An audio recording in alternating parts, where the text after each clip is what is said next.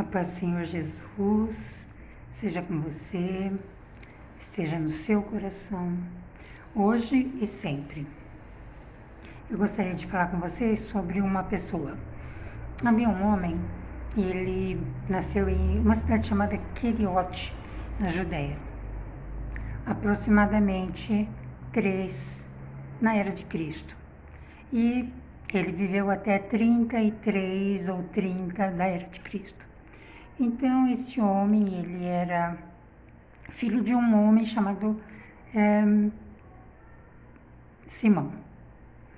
Não tem muitas coisas comprovadas a respeito dele. Ele era um pescador, ele era uma pessoa comprometida com a política da época, porque todos os pescadores eles estavam, a Judéia nesse período era na Judéia, e a Judéia estava debaixo da opressão de Roma, com fortes cobranças de impostos.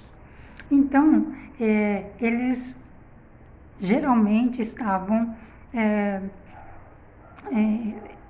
aguardando a liberação da Judéia, de Israel, de sob as mãos de Roma. Ou seja, eles estavam aguardando a liberdade.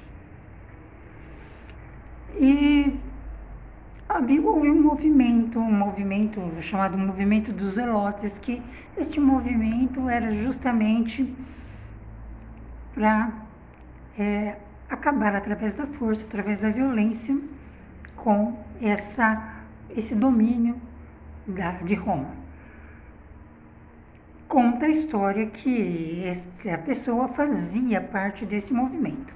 Acredita-se que este homem se tornou um homem politizado, talvez pelo trabalho, talvez pela opressão, pelos pagamentos. E todos aguardavam neste momento, neste tempo, a vinda do Messias. Você pensa numa criança que nasce ouvindo que um dia virá o Messias. E o Messias vai nos livrar da mão de todos os opressores. Todos aguardavam pelo Messias. Ele aguardava pelo Messias. Por isso, acredita-se que ele tenha se ligado a este movimento, acreditando que eles poderiam fazer com que esse tempo se apressasse, o tempo da vinda do reino, daquele que seria o libertador. E um dia esse homem ouviu falar que o libertador, o Messias, era vindo. O nome dele era Jesus, e eles estavam andando por toda a Judéia e pela Galileia, e ele foi escolhido. Ele foi um daqueles que foi escolhido. Então Jesus olhou para aquele homem e o chamou e disse a ele para que ele se unisse àquele grupo. E ele largou tudo e começou a seguir Jesus.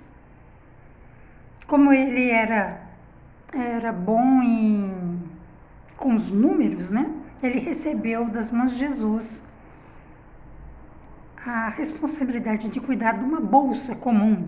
Então, aquilo que eles recebiam como doações, eles colocavam nessa bolsa comum. E para pagarem, eles pagavam impostos, eles compravam comida para os pobres, para aqueles que andavam com eles, né? Muitas vezes era uma população que não tinha o que comer, era um povo que não tinha o que comer. Ele era o responsável por isso. E ele aguardou, passou 1 ano, passou 2, e ele não via esse movimento de libertação chegando. Eu acredito que ele começou a pensar numa forma de apressar Jesus a mostrar para Roma que ele era o libertador. Ele queria tanto nisso que ele queria mostrar, e chegou um tempo que ele começou a planejar isso. Tem um detalhe que eu acho muito interessante na história deste homem, que em uma determinada ocasião, perto da Páscoa, Jesus estava em um determinado local, veio uma mulher e essa mulher banhou os pés de Jesus com um perfume caríssimo. E este homem, ele falou assim, que fazer um desperdício desse? Ele pensava em termos de números. Por que desperdiçar isso? Por que nós não pegamos esse dinheiro? Podia ter vendido isso. Nós teríamos mais dinheiro na bolsa e íamos poder ajudar mais pessoas.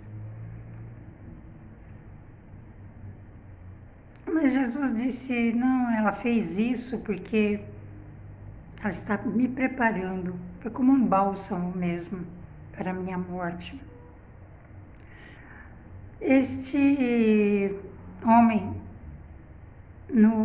na última reunião, na última ceia que Jesus teve com eles, com os discípulos, com os seus amigos, com aqueles que ele tinha escolhido, com aqueles que andavam com ele intimamente, com aqueles que viram ele fazer todos os seus milagres, com aqueles que brincavam com ele, com aqueles que tinham toda a liberdade, que tiveram a oportunidade de ouvi-lo falar das maravilhas dos céus, coisas que outras pessoas não tiveram essa oportunidade, que viram ele fazer todos os seus milagres.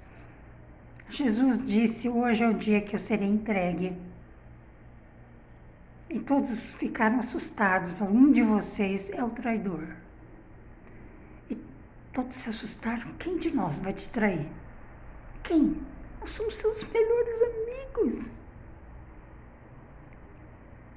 E esse homem, chamado Judas Iscariotes, falou para ele, serei eu, mestre? Serei eu que vou te trair? Ele falou, aquilo que você tiver que fazer, faça. Diz que imediatamente Satanás entrou nele, ele foi e falou com os romanos. Falou, eu entregarei para vocês Jesus. E eles falaram, você vai receber 30 moedas por isso. Aquele que eu beijar, esse é o Cristo.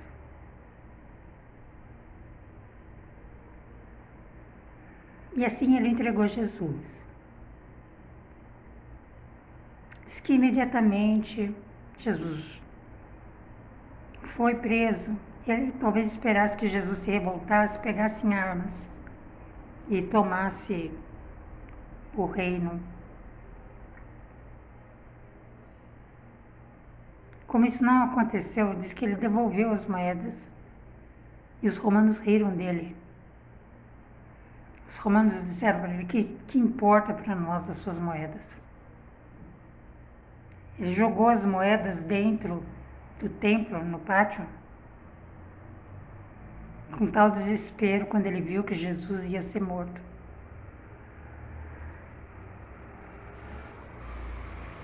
E que ele tinha vendido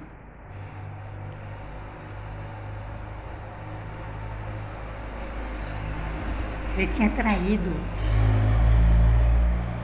E ele recebeu por isso. E ele se enforcou. E com as 30 moedas compraram o terreno para que ele fosse enterrado. Essa é a história de Judas Iscariotes. Judas Iscariotes estava longe de Jesus, era um estranho, era um desconhecido, era uma pessoa que vivia ao derredor, olhando, procurando saber, tentando ouvir o que acontecia entre os discípulos. O que será que está acontecendo ali? Não, ele era íntimo. Ele era íntimo de Jesus.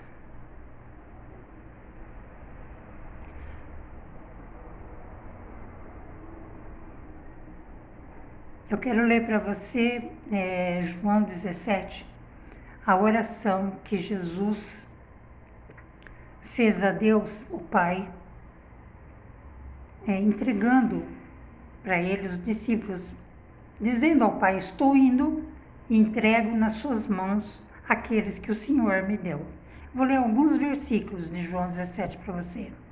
No versículo 6 ele diz assim: manifestei o teu nome aos homens que do mundo me deste. Eram teus, estavam no mundo, eram teus e tu me deste. E eles guardaram a tua palavra. Guarda isso. Eles guardaram a tua palavra. Presta bem atenção. Estavam no mundo, o Senhor me deu. E eles guardaram. Eu falei a tua palavra para eles. E eles guardaram a tua palavra. 9. Rogo por eles. Não rogo pelo mundo. Por quem Jesus rogou a Deus? Por aqueles que guardaram a sua palavra. Mas por aqueles que me deste, porque eles são teus. Estavam no mundo, e do mundo o Senhor me deu. 12. Estando eu com eles no mundo, eu os guardei em teu nome. Eu tenho guardado aqueles que tu me deste, e nenhum deles se perdeu, senão o filho da perdição, para que a Escritura se cumprisse. Por essa palavra, eu desejo para mim e para você essa oportunidade de guardar a Escritura enquanto nós estamos aqui no mundo. Deus te abençoe e o nome dele seja hoje e sempre louvado na minha e na tua vida. Quando você tiver vontade, medita nisso. Deus te abençoe.